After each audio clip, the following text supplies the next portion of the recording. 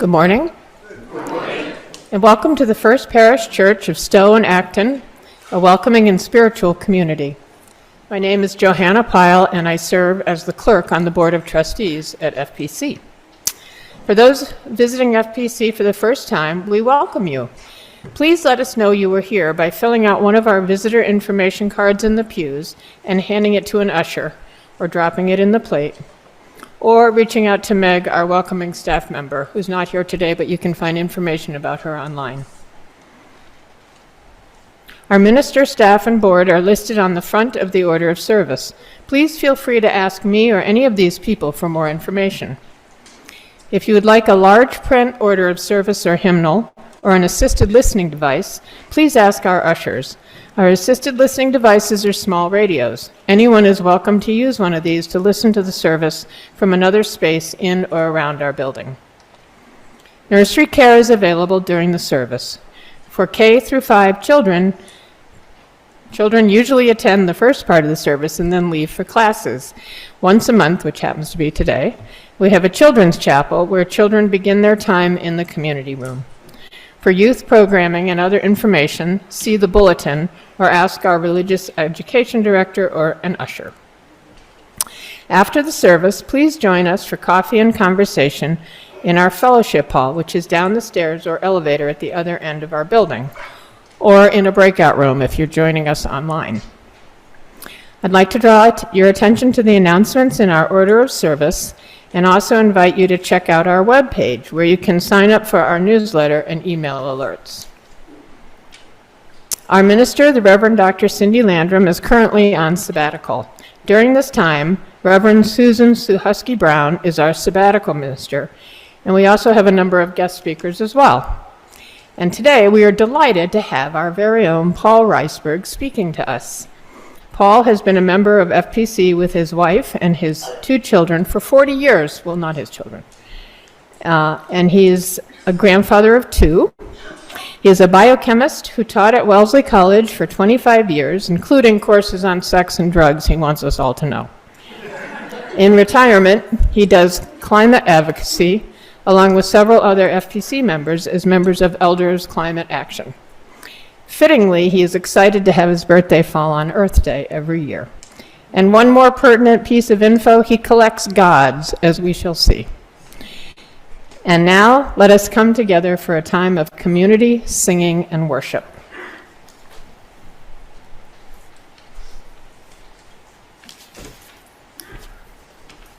Good morning, friends. Our opening words are from Gretchen Haley. There's too much beauty in this world to give up on it yet, and it's always too soon to surrender to cynicism. Bring your doubt, your skepticism, your downright confusion, even your bitterness. But in the midst of all these, in the center, wrap your tender fingers around that still, bright thread of hope. Feel in your heart that still, steady hunger for something more. The vision we glimpse every day in the rising sun, across the foothills, the light that spreads across the face of the one we love, look of knowing, all there is to know, and still loving life, loving us just as it is, just as we are. For this hour, we come to celebrate, to praise, to give thanks, to refuse to give up, to steady ourselves, keepers of hope, brave builders of this still possible world. I've told many people, key part of the service for me is always the chalice lighting. And it's, being a chemist, I've always liked fire, the part. And the symbol is, its origin with the USC helping refugees during World War II is also always meaningful. But I also see it's the energy from the sun was captured in a hydrocarbon, being released by its reaction with oxygen, giving off heat and light. And that same reactions and that same process is happening inside each of us, and it gives us life. And it's happening a lot slower. The heat is more gentle. The glow is only in the infrared, but it's the same thing. And I'm reminded of that we each have that glow, if only in the infrared, every time I see the chalice. So if you'll light the chalice, Nancy, and our chalice words are, we light our chalice as a symbol of the light within us and the life that flows through the world around us. It's our beacon as we search for truth. It's the warmth in our hearts for love, and it's the energy that propels us to action. May we be kindled by our time together.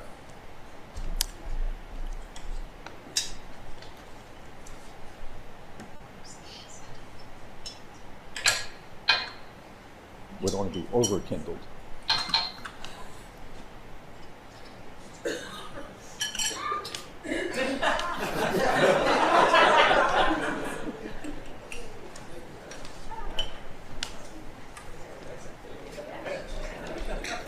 Okay, if you will rise in body or spirit as we join in singing hymn 1001.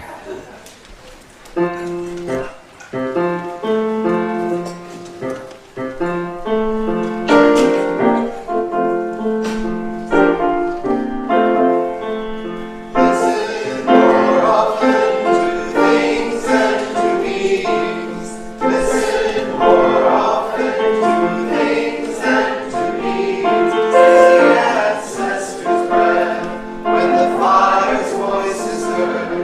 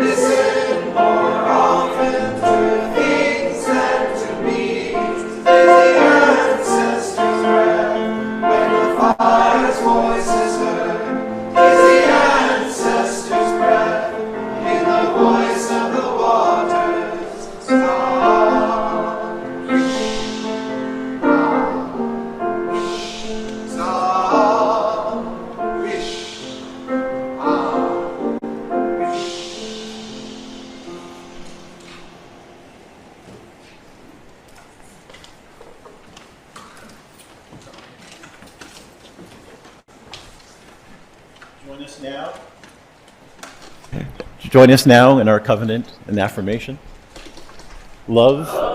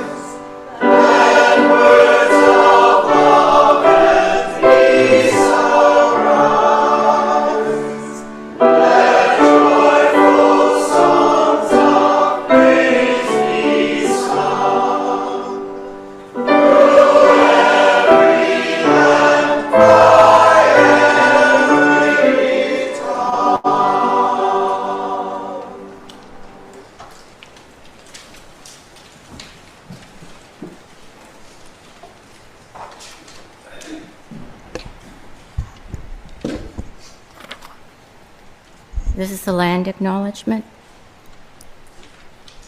As we begin, we acknowledge that we are gathered on the traditional lands of the Nipmuc. They were not only the only inhabitants of this land, but were the ones we acknowledge as having been wrongfully removed from it. As Unitarian Universalists, our faith calls us to work towards right relations and reduction of harm. We acknowledge the unfair removal of these first inhabitants, recognizing there is no clear plan for what right relation means and what steps should be taken next. But we can begin by remembering the lives that were taken, that all lives are worthy, and that all people should be able to live with dignity, and that we strive to continue to do better through each generation. May it be so.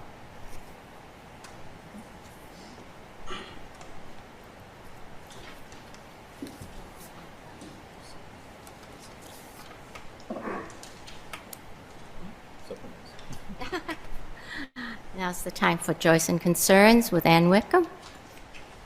Thanks, Nancy. Good morning, everyone. As Nancy said, my name is Ann Wickham. I'm one of your lay ministers. And just to recap, there are 5 of us, Ingrid Holman, Kate Hart, Hector Constanzo, and Ann Sadler. And we're here to provide pastoral care in any way that means to you. Feel free to reach out. Our email is listed on our website. So we received 2 emails. All right, we'll light one final candle for the cost of war, and another for all those joys and sorrows in our hearts that remain unspoken today.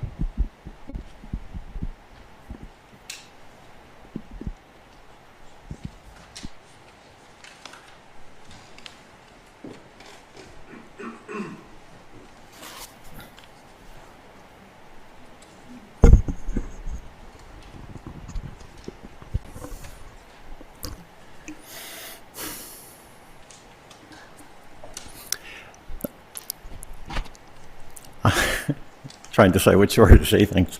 Let me start with an observation I've noticed in my many years, and that's we each live in our own unique, totally different world from everyone else.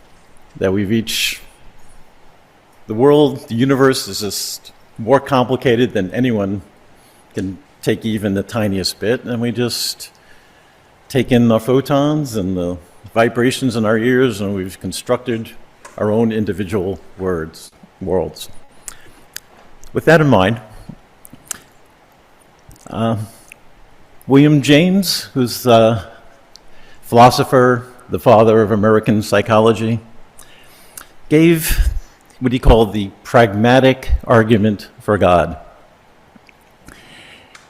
And the point is that there are many rational reasons for believing or not believing, but that wasn't the point. What really mattered is, does it work? And he just argued, and the phrase leap of faith originated with him, that you just try it. And if it works, and if it makes you a better person, then you should do it. So For our meditation today, I want to take that spirit and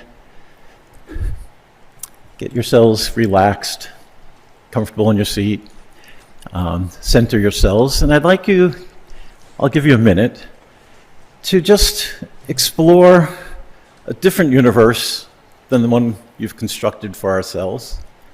If you believe in God, then I ask you to just take that leap of faith. And what if you were totally convinced, for whatever reason, that there isn't a God? And just imagine that world. And if you're atheist, the reverse. What if suddenly incontrovertible evidence that there is a God and you have to deal with that reality? What is that like? How does that change you? How does that feel different? If you're a skeptic, what would it be like to have certainty? And if you're certain, what would it be like to have that skepticism? Or whichever direction. You know yourself, you know what your fundamental beliefs are. I just ask for a minute to go 180 degrees from that and just think about what that would be like. And I'll time a minute.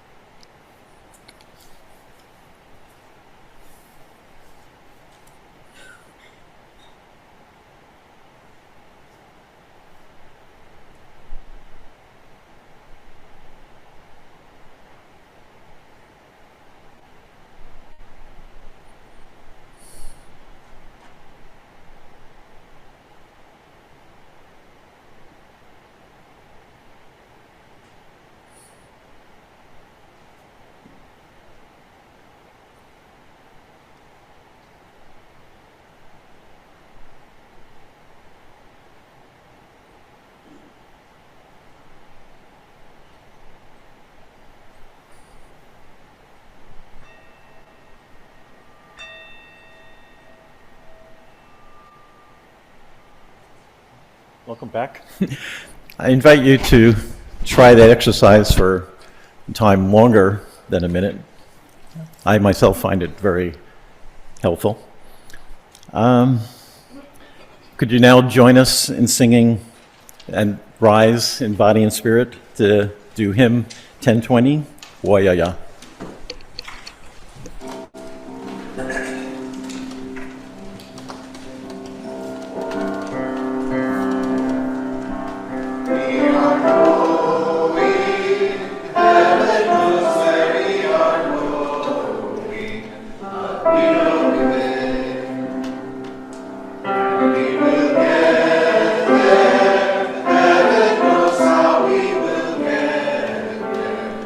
We know we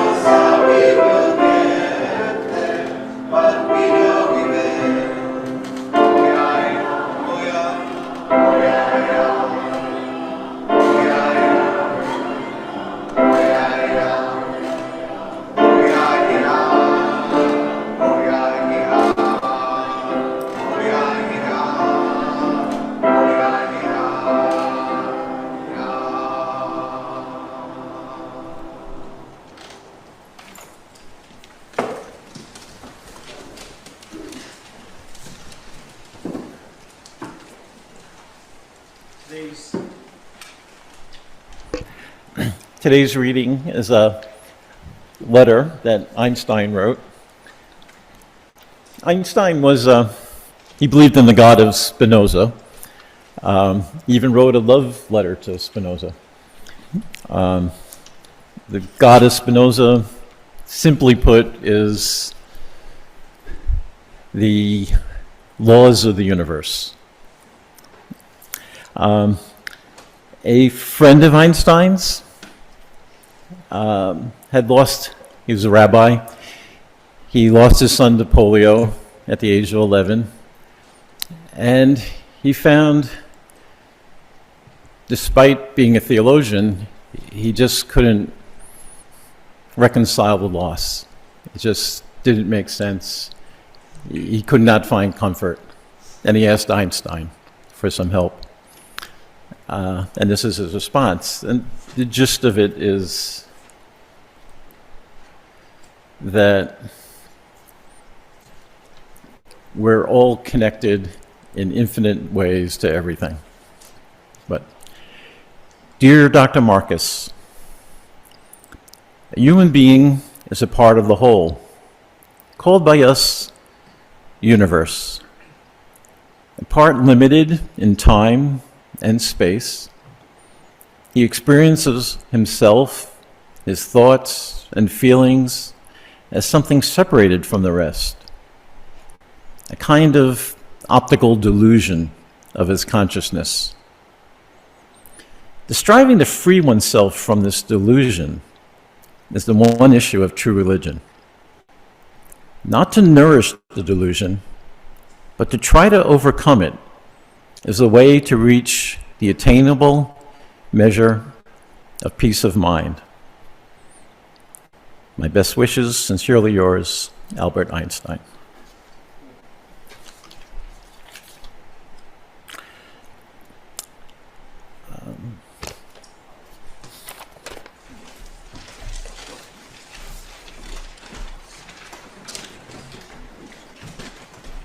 So we'll do our morning offering now.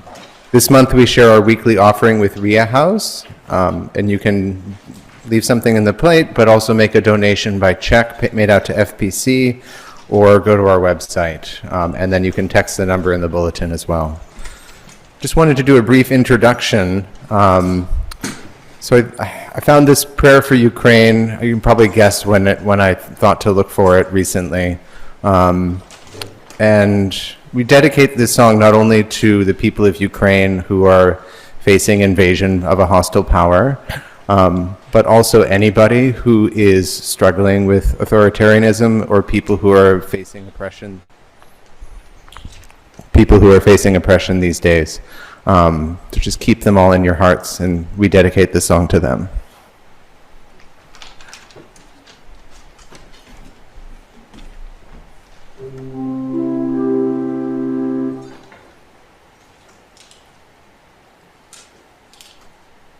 Lord,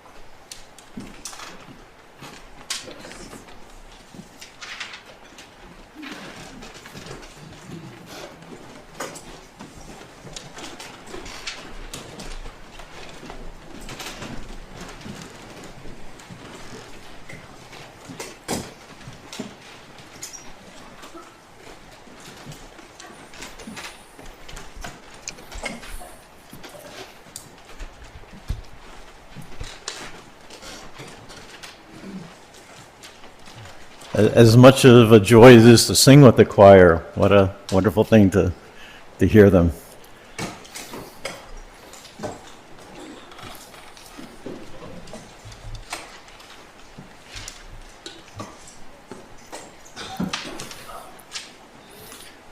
So I was asked to speak on atheism, and I really can't speak for atheists. I can only speak for an atheist. So this is my personal journey. I picked the title Godless, partly because atheism comes from the Greek atheos, without God, so it's a direct translation, but also there's a pejorative sense to godless, and I wanted to just get that out of the way.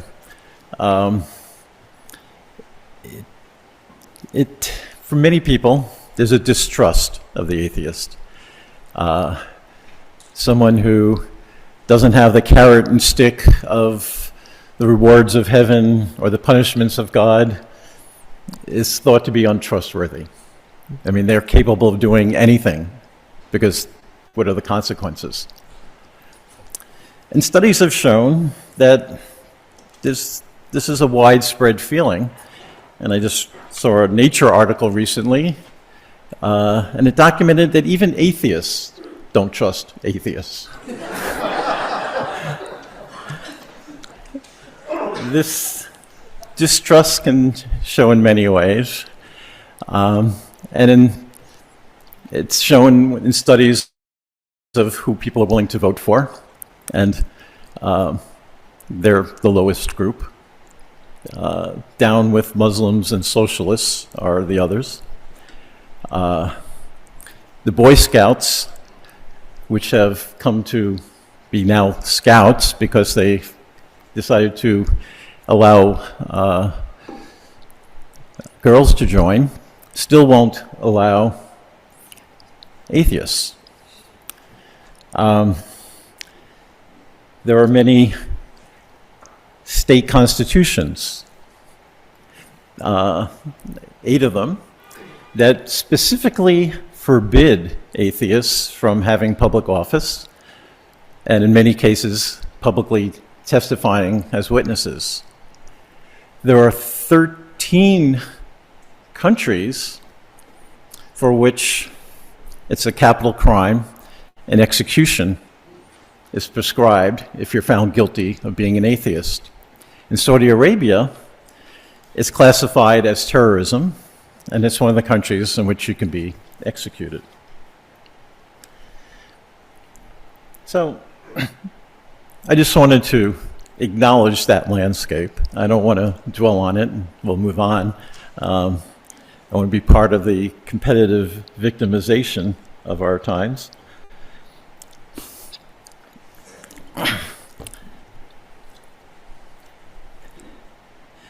There are many reasons for believing in God. Some of my favorite author, Rebecca Neuberger Goldstein, has documented 36 arguments for God, one of which we did during the meditation, the argument from pragmatism. But there's many, and I'm not going to go there. We're not going to be discussing ontological arguments for God or for first causes or theological arguments, because I don't actually believe that anyone believes in God or doesn't believe in God because they're convinced by one of these arguments or the hundreds of counter-arguments or the thousands of counter-arguments to that. I mean, there's other reasons people believe or they don't believe.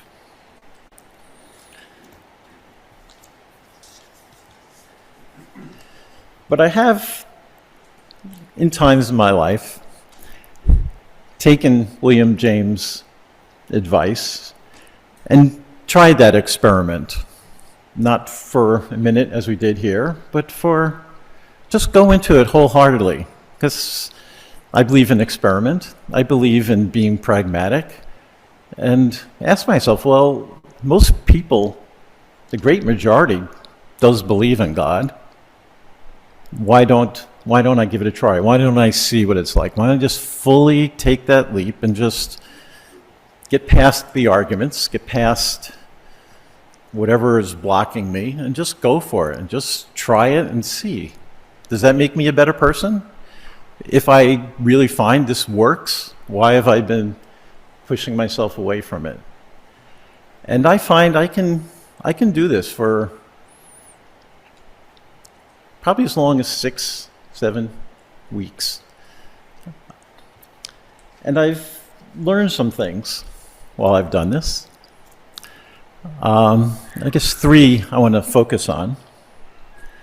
Because one of the first feelings I'll get as a believer is I feel a lot less isolated. I feel like, wow, I'm not outside, I'm now inside. I'm with everyone else. You know, I don't feel the constant reminders from looking at my money, you know, that everyone believes that God exists, right? Or saying the Pledge of Allegiance, or hearing God Bless America at a baseball game, or invocations at inaugurations or elsewhere. I mean, there's a constant reminder that one is not mainstream when one doesn't believe. And when one does believe, you're constantly reminded of the opposite. You're now automatically one of the group. And it feels better. I mean, it's nice. It's a nice feeling.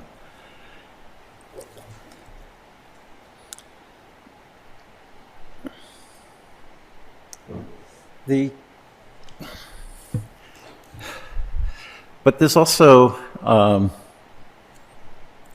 I'll give you another example of that. My son David used to play for the football team at Acton Boxborough, and at least then they said a prayer before every game on the field.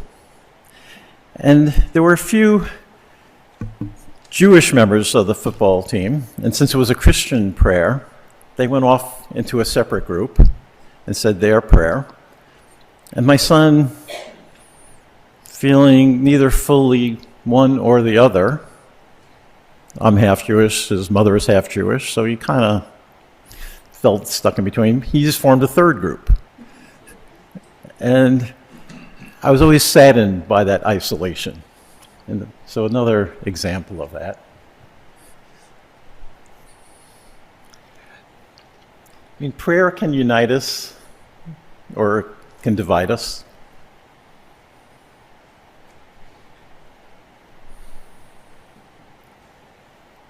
One of the things I discovered,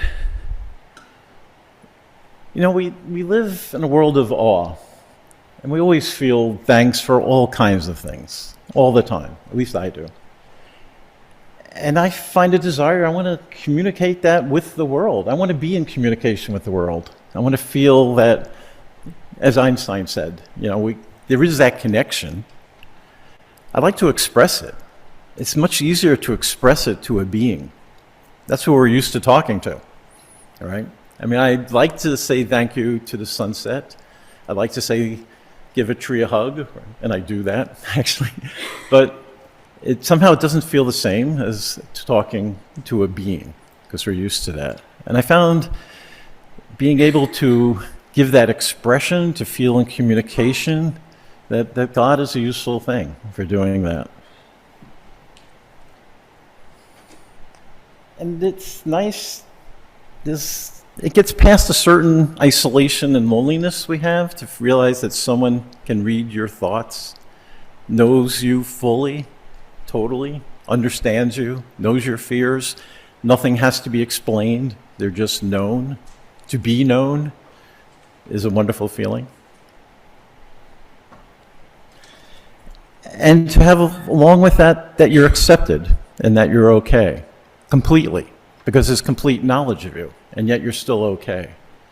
Again, a very powerful feeling.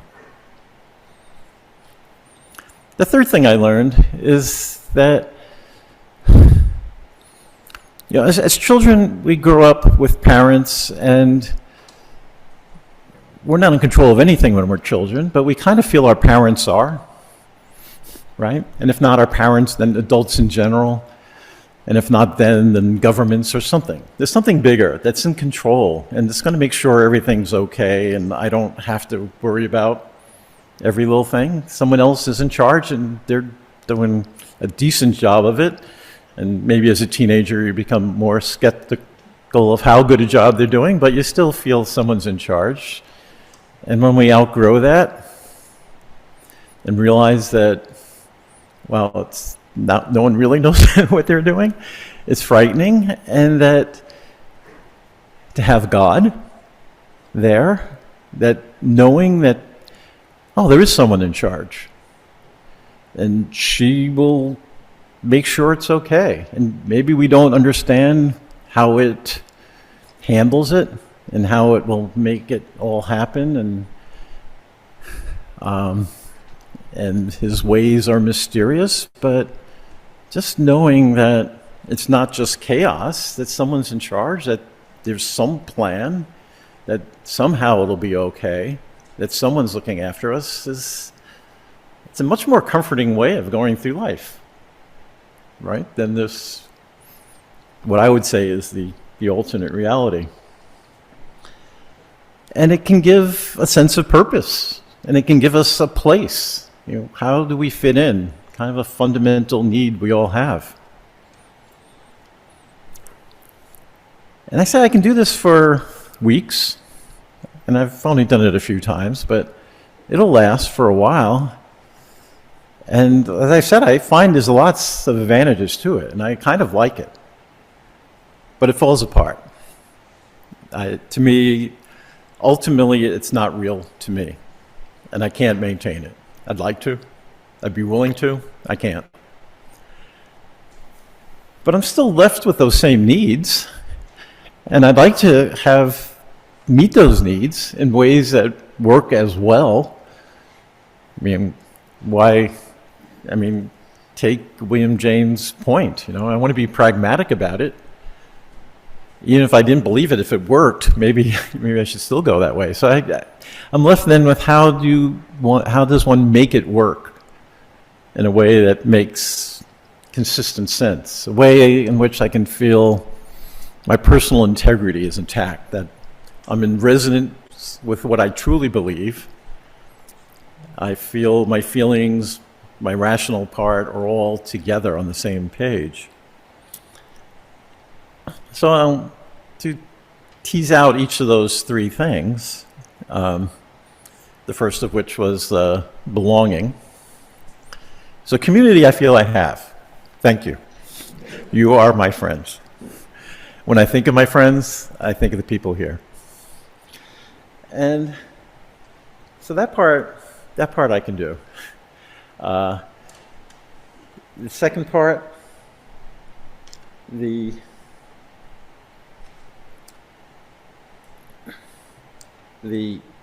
who's in charge, actually it was the third part, but who's in charge, that we're living in a world where it's chaos and everything is falling apart, and not having that assurance that someone will take care of us.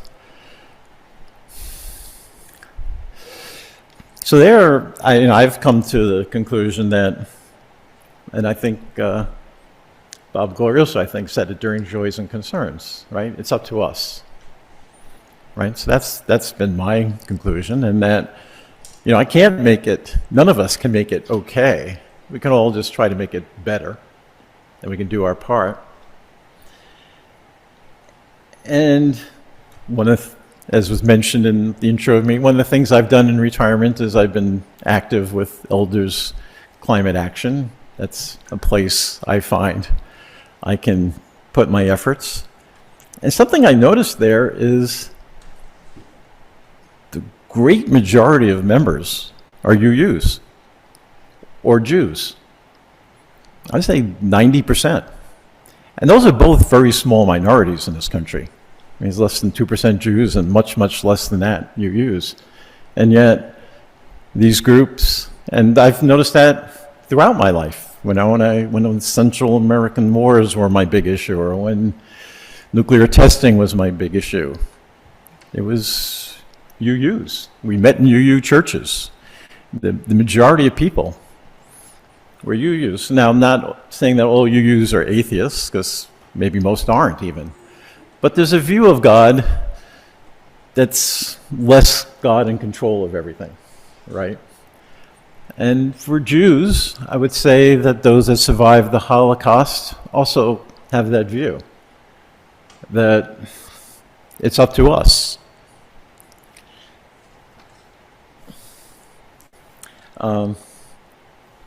Phil, could you show? There's moving on from that one. Next one. This is from the Pew Trust. They do polls on religious issues all the time. And this is dealing with climate change. And who is it who cares? It's the atheists, right? Who is it who's aware? It's the atheists. And this is true. I mean, they do lots of studies on religion and climate. And they measure religious intensity. And the more religious someone is, the less they care about climate. And that said, well, why? And it's generally the belief is they feel God will take care of it. Then the Christians feel that the rainbow is the promise after the flood, that God won't destroy us again, and it's up to him. And so, yes, we should help. You know, God gave us this world to take care of, and we should do our part, but that ultimately it's going to be okay. And for those of us that don't have that confidence, we feel more of a responsibility that it's on us. I mean, the last part, the third part, about wanting to connect, wanting to give thanks, wanting to share awe, wanting to thank the sunset. I've come to, well, I brought my God collection. I should point out it started with Nali Srivastava, who returned from a trip from India once and gave me a couple of these small ones, and that got me started on it. And I've always been interested in various gods. But these are idols, right? And idolatry is seen as a bad thing. But why do we like these idols? Because when we have an image of God, it's overwhelming, just as the universe is overwhelming. And we want to be able to connect, and this is something one can connect to. But the problem with idolatry is at some point people get confused and they're worshiping the idol. The idol becomes the God, and the actual God gets lost, and there's that confusion. I've come to see God that way. That instead of thanking the sunset, we thank God. And then we're losing that direct connection. And just as an idol can keep people from directly connecting to their version of God, I've come to believe, for me, that connecting to God gets in the way of directly connecting to what I'd be using God for. And I'll give one example of this. So I make a big deal, or I've come to make a big deal of my breakfast. And so we'll just talk about that one thing as an example. And it's because, as a biochemist, I fully believe you are what you eat, because it's true, right? Every atom in you is something that you've eaten.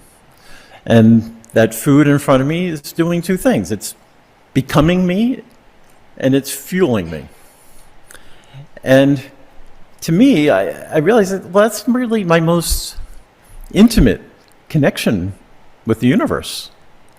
I'm taking the universe, and it's becoming me, and it's fueling me. Right? Actually, this morning, when I was doing my breakfast meditation, I thought, well, this morning I thought I'll just sit with it, and I won't go in any particular direction. But I eventually, then I let all kinds of joys and wonders of taste and all of the things I usually think of come and go. But I did sit on one. I said, well, at this moment now, when I'm talking to you, what I had for breakfast is busy right now becoming part of me, right? Right now, it's fueling the energy for me to do this. And I felt connected to it. It was a wonderful feeling. But I take it different directions. I mean, some days I'll just think about the flavors or the textures or the colors, or I'll think about I'll just pick one piece, a banana. I'll think of the hundreds of people that were involved in that coming to me, right? Those that planted it and cultivated it and fertilized it and watered it and harvested it and shipped it and priced it and wrapped it and whatever. And finally it got to me. And how many people were involved in that? And I'll look at my meal and I'll realize how many countries were involved in this one little meal. And it could be a dozen, easily. And that's amazing. And I'll think about the life of that plant and what it's gone through. Or I'll think about photons that started in nuclear reactions in the middle of the sun and and I double-checked the numbers this morning, it takes 100,000 to 50 million years for those photons to get from the center of the sun to the surface, and then another 8 minutes to get here, and then get absorbed by a plant, and then turned into sugars, and then end up somehow on my plate. And now that photon energy is what's fueling this talk, right? And it's just an amazing. So this is how I feel that connection, that communication. It's in parts I realize that the key part of communication is listening. And when I can listen to the world, I'm having that communication. And whether it's the things I mentioned, I'll mention another to show you how weird I can get. I'll think about how I'm related to each of those things. Because at some point we had a common ancestor. Me and that blueberry were once the same bacterium, or wherever we split off, right? And now it's now becoming back to me. And to realize that journey over millions of years, this one organism that split up and its descendants went different ways, and now they're finally rejoining. I mean, I find there's been an infinite wealth in every morning just by taking a minute. Now, what got me really started on this, actually, is I have relatives from the Midwest, and when I visit them, I'm always taken aback a little bit because I forget. They always say grace before every meal. And I think that's a wonderful thing, because it's very easy to just eat our food and even forgot what we've eaten, and to not pay attention to all the wonderful things I talked about. And I think, yeah, that's worthwhile. You take that moment to thank God for it. But what I've come to believe since, that yes, that's good. To me, it's better to not just thank God, but to actually really get to know what's going on and to think on that, to get past the idolatry, to get past the God as a symbol of all those things, but to actually get to know them themselves. Well, I want to conclude on our present moment, which is my son calling me. I just want to talk about our present moment, which is a difficult one. And there's been a lot of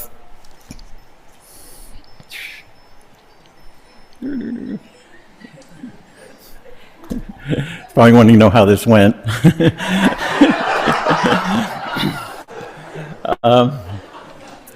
So it's,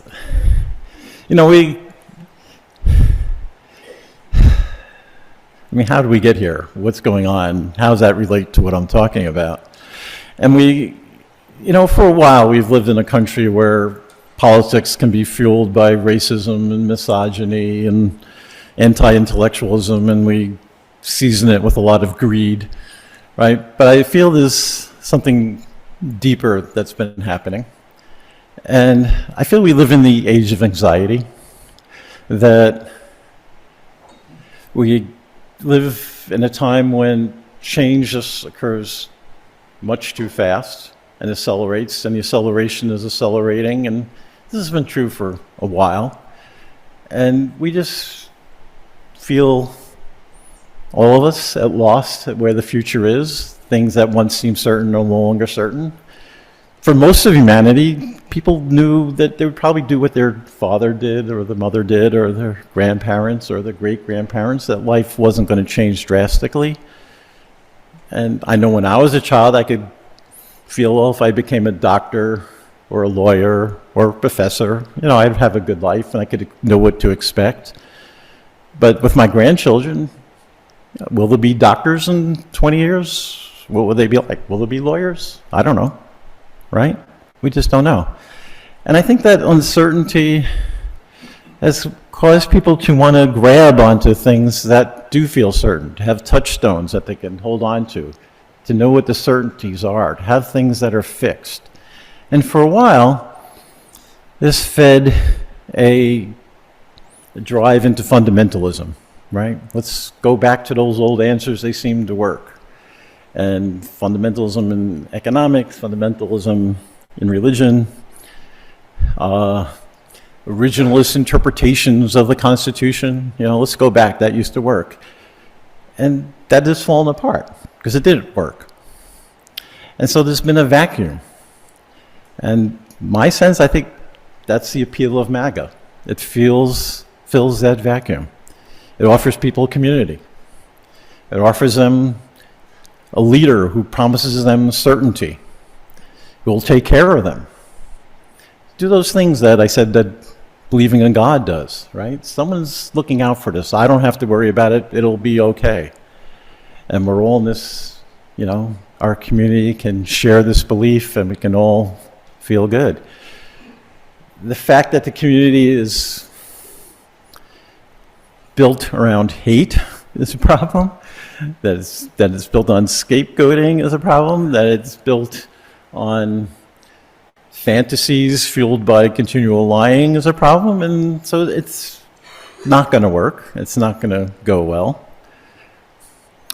And we wish we could just wipe it away, right? Hoping the next election will just swipe it clear. But I don't think that's going to help us, because they'll just create a new vacuum.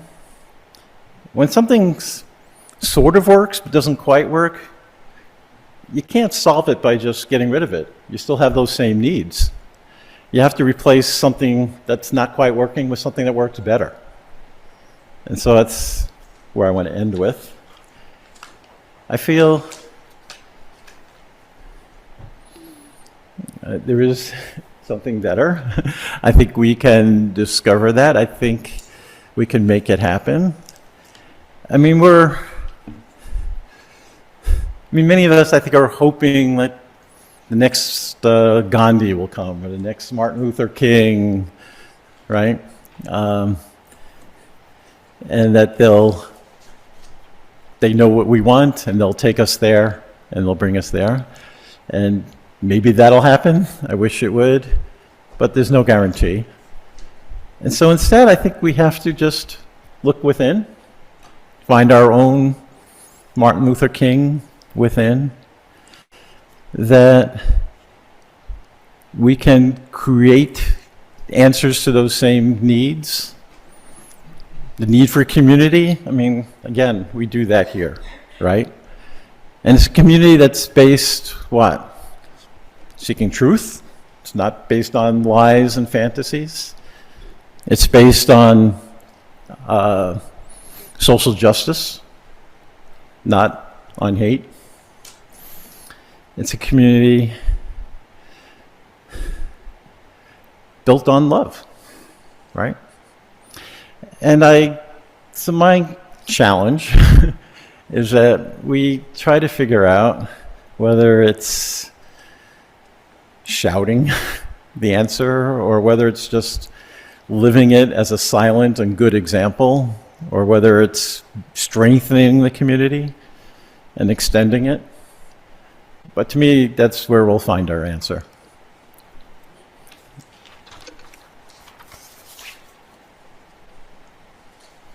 So I want to thank you for indulging me. And I want to thank you and bless you all. So we have our closing hymn. If you'll rise in body or spirit for hymn 318, We Would Be One.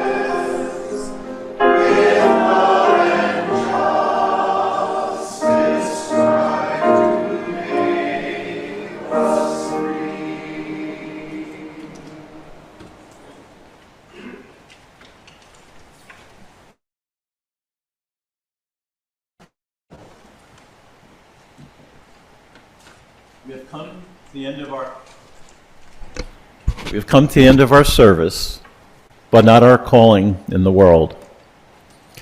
We close our time together with the humble reminder that justice and equity are our spiritual practice to embrace each day, every day.